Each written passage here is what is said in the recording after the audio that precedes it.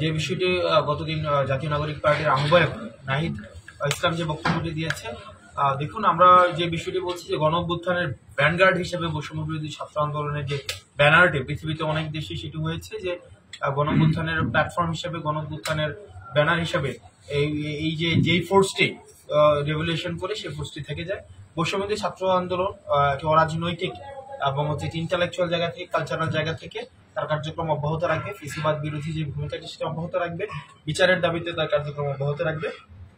দ্বিতীয় যে বিষয়টি আমরা শুরু থেকেই বলে আসছি যে সমন্বয় পরিচয়ে বা রাজনৈতিক কোনো পরিচয়ে কেউ এই ভূখণ্ডের মধ্যে কোনো বিশেষ সুবিধার দাবি করতে পারে বিষয়টি এমন, বরং হচ্ছে সেই আন্দোলনে যারা সমন্বয়কের ভূমিকা পালন করেছে, তারা আন্দোলনকে পুনর্গঠিত করেছে, আন্দোলনকে চূড়ান্ত এক দফার মধ্য দিয়ে গিয়ে পরবর্তীতে আমরা দেখেছি 5 আগস্ট পরবর্তীতে দেশি বিদেশি বিভিন্ন ষড়যন্ত্র অব্যাহত ছিল, সেটি প্রতিরোধে তাদের ভূমিকা ছিল। এখন এই সমন্বয়ক পরিচয়ে যে বিশেষ কোনো সুযোগ সুবিধা কেউ দাবি করতে পারবে রাষ্ট্রের কাছ থেকে কোনো জায়গা থেকে, বিষয়টি মোটেও এমন নয়। বরং কেউ যদি এই পরিচয়টি ব্যবহার করে কোনো ধরনের নীতিবিরুদ্ধ অন্যায় এবং বিদ্যমান আইন পরিপন্থী কোনো কাজ করে, সবার কাছে অনুরোধ থাকবে বিদ্যমান আইন অনুযায়ী যে ধরনের ব্যবস্থা রয়েছে সেই ধরনের ব্যবস্থা নেওয়ার জন্য। আপনাদের রাজনৈতিক পরিচয় থাকবে না সমন্বয় পরিচয় থাকবে? এখানে দেখেন বৈষম্য বিরোধী ছাত্র আন্দোলন থেকে ইতিমধ্যে আপনারা জানেন যে যারা রাজনৈতিক দলে যেতে চায় তাদের হচ্ছে তাদের যে রাজনৈতিক দল, বৈষম্য বিরোধী ছাত্র আন্দোলন থেকে বিষয়টি এমন না যে জাতীয় নাগরিক পার্টিতেই আসতে হবে, তারা তাদের রাজনৈতিক যে কোনো রাজনৈতিক আদর্শ, যেটি বাংলাদেশপন্থী রাজনীতি, তারা তাদের সেই জায়গায় যেতে পারে।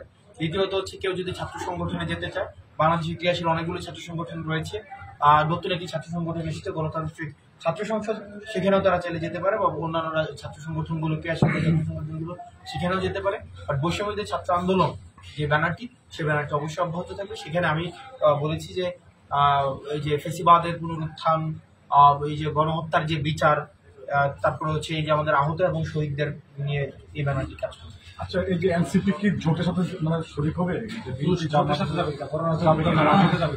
দেখুন, আমরা পলিটিক্যালি ইন্ডিপেন্ডেন্টলি আমরা ফাংশন করতে চাই এবং ইলেকটোরাল যে বিষয়গুলো আমরা প্রথমে বলেছি যে আমরা সাংগঠনিক বিস্তারের দিকে মনোযোগ হতে যাচ্ছি, ইলেকটোরাল প্রসেস বা এই বিষয়গুলো নিয়ে আমরা এখনো ভাবছি। সর্বশেষ প্রশ্ন যেটা হচ্ছে দেবিদ্বারবাসী আমরা জানি সামনে ঈদকে সামনে রেখে দেবিদ্বারের যে এই অঞ্চলে কিন্তু আসলে চরম ডাকাতি এবং চিন্তার অবস্থায়, সেই মুহূর্তে আইনশৃঙ্খলা বাহিনীর উদ্দেশ্যে আপনারা একটু যদি বক্তব্য দিতেন।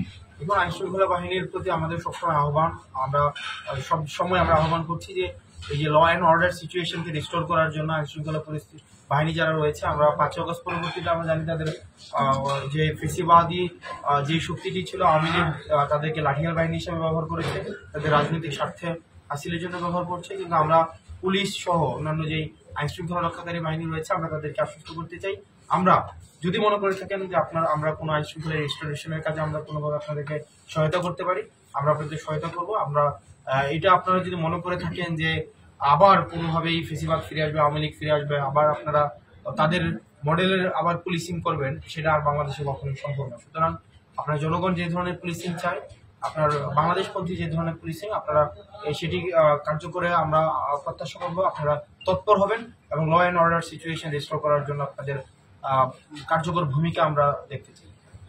যদি তাদের ইয়াতে আবার রূপ নিয়ে ফিরে আসে, আপনাদের কাজটা কি হবে?